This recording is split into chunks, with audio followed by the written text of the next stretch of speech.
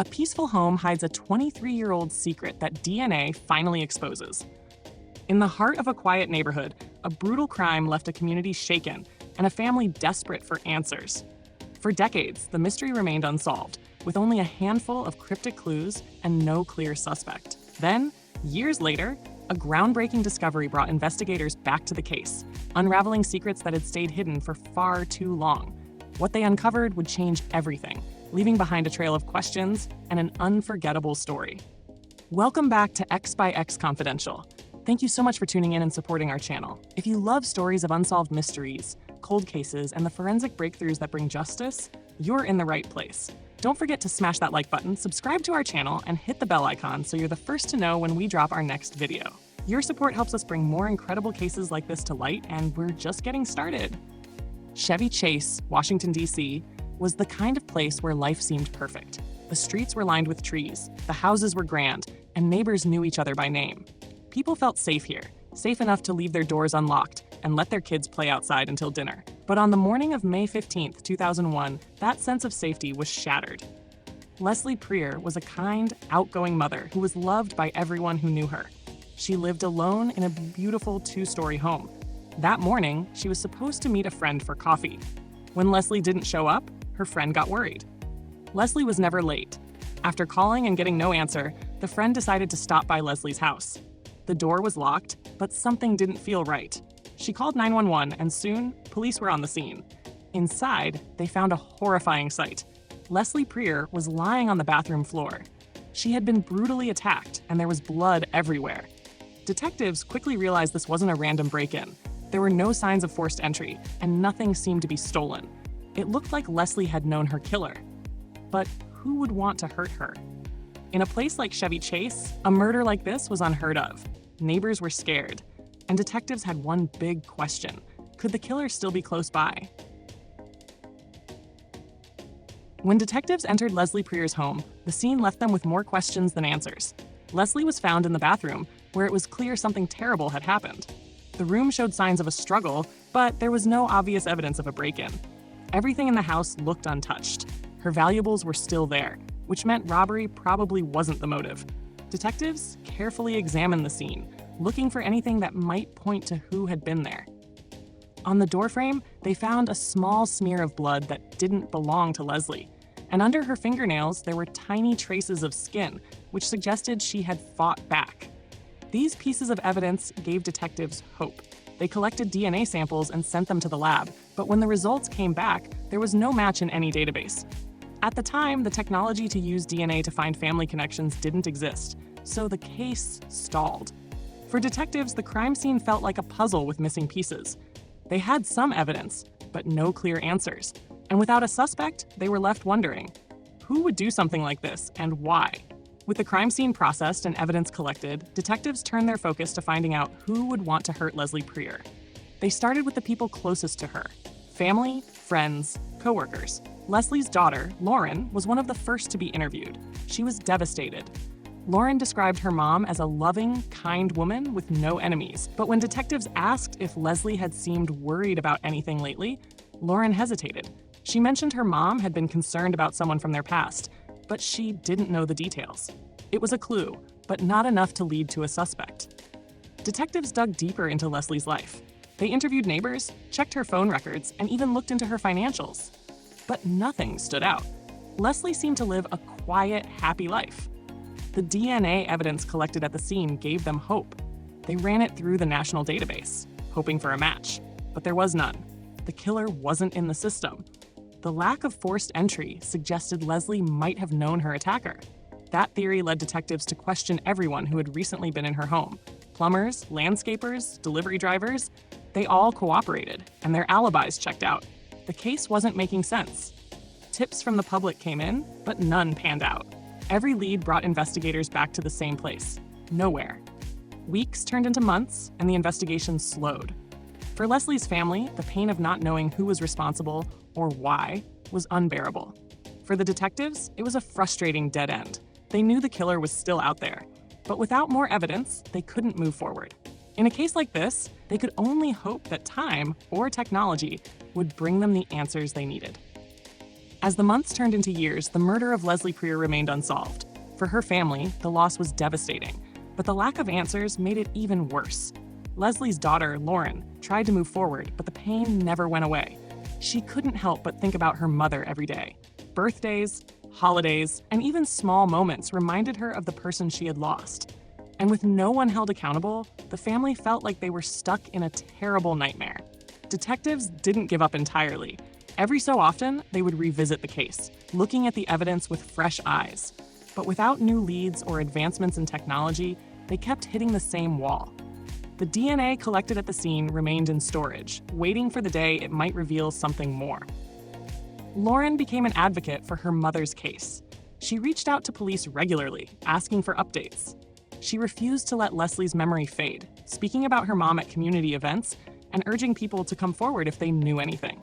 But despite her efforts, there was no movement. Meanwhile, the neighborhood of Chevy Chase had changed over the years. New families moved in, and the murder of Leslie Prior became more of a distant memory for most residents. But for those who knew her, it was an open wound. For over 2 decades, the case sat cold, and the question remained: who killed Leslie Prior, and why? The family could only hope that someday the truth would come to light. By 2024, more than 2 decades had passed since Leslie Prior's murder.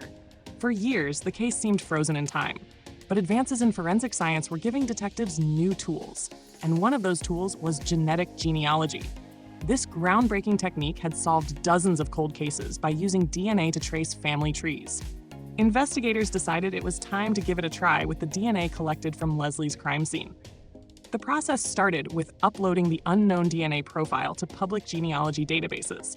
These are the same kinds of databases people use to find long-lost relatives or learn about their ancestry. It didn't point directly to the killer, but it did reveal something just as important: a match to a distant relative. From there, detectives began the painstaking task of building a family tree. It took weeks of cross-referencing birth records, marriage licenses, and obituaries. Each branch of the tree brought them closer to someone who could have been at Leslie's house that night. Finally, they landed on a name: Eugene Gligor. Eugene wasn't a stranger to the Prior family. In fact, he had once dated Leslie's daughter, Lauren, back when they were in high school. The connection was unexpected, but it gave detectives a reason to dig deeper. Eugene was now living far away, in a different state, with no ties to the Prior family for years. But his name had never come up in the initial investigation. Could he have been the one to commit such a brutal act? Detectives needed proof. They quietly began surveillance, watching Eugene's every move. Their big break came when he discarded a coffee cup at a local cafe. They collected it and tested the DNA. The results were undeniable. The DNA from the crime scene was a perfect match to Eugene Gligor. After 23 years, detectives finally had the answer they had been searching for. But now, they had to figure out why Eugene would do such a thing. The case was far from over, but for the first time, the pieces were finally coming together. With Eugene Gligor now identified as a suspect, detectives began to dig into his past. Eugene wasn't a name they had heard during the original investigation, but his connection to the Prior family was undeniable. Back in 2001, Eugene was a senior in high school and had been dating Lauren Prior, Leslie's daughter. The two were inseparable for a time, but like many high school relationships, theirs didn't last. After graduation, they went their separate ways. Lauren moved on, and so did Eugene, or so it seemed.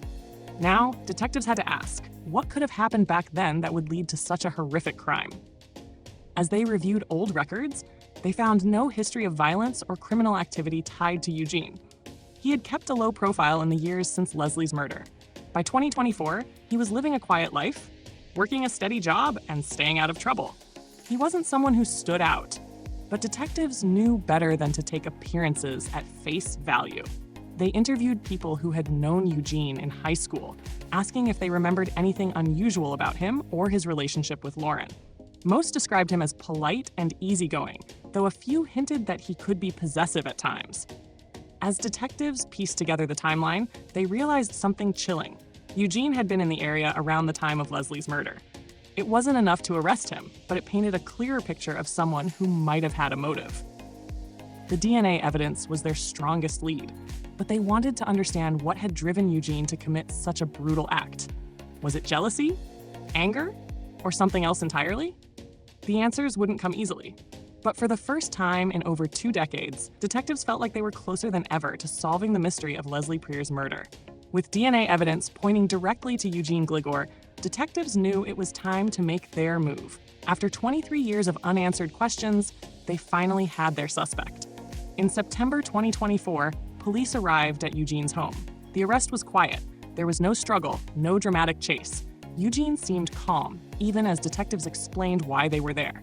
He denied everything, claiming he had nothing to do with Leslie Preer's murder. But detectives weren't relying on his word. They had hard evidence. The DNA from the coffee cup matched the DNA from the crime scene. It was proof no one could ignore. At the station, Eugene was questioned about his connection to the Preer family. He admitted to dating Lauren in high school, but said he hadn't seen or spoken to the family in years. When pressed about why his DNA was found at the scene of Leslie's murder, he had no explanation. As the pieces came together, detectives were struck by how much still didn't make sense. Why had Eugene targeted Leslie? Was it a crime of passion, or had something else driven him to such violence? For Leslie's family, the news of the arrest brought mixed emotions. There was relief in knowing the person responsible had been found, but it also reopened old wounds. Lauren, now an adult, struggled to reconcile the memory of her high school boyfriend with the horrifying reality of what he had done. The arrest was just the beginning of the legal process, but for the first time, the Preer family had hope that justice was within reach. After more than 2 decades, the quiet neighborhood of Chevy Chase could finally breathe a sigh of relief. The case that had haunted them for years was one step closer to being solved. As of January 2nd, 2025, the trial for Eugene Gligor, charged with the 2001 murder of Leslie Preer, has not yet occurred. Following his arrest in June 2024, Gligor waived his right to a bond hearing and remains in custody without bond. A preliminary hearing was scheduled for July 19, 2024, but no public records indicate that the trial has taken place. The legal process is ongoing, and trial dates are subject to scheduling by the court. That's it for today's episode of X by X Confidential. If you enjoyed this video, don't forget to give it a thumbs up, subscribe to our channel, and click the bell icon so you never miss an update. Now we want to hear from you. What do you think about this case? What would you have done differently if you were investigating it? Drop your thoughts in the comments below. We love hearing your theories and ideas.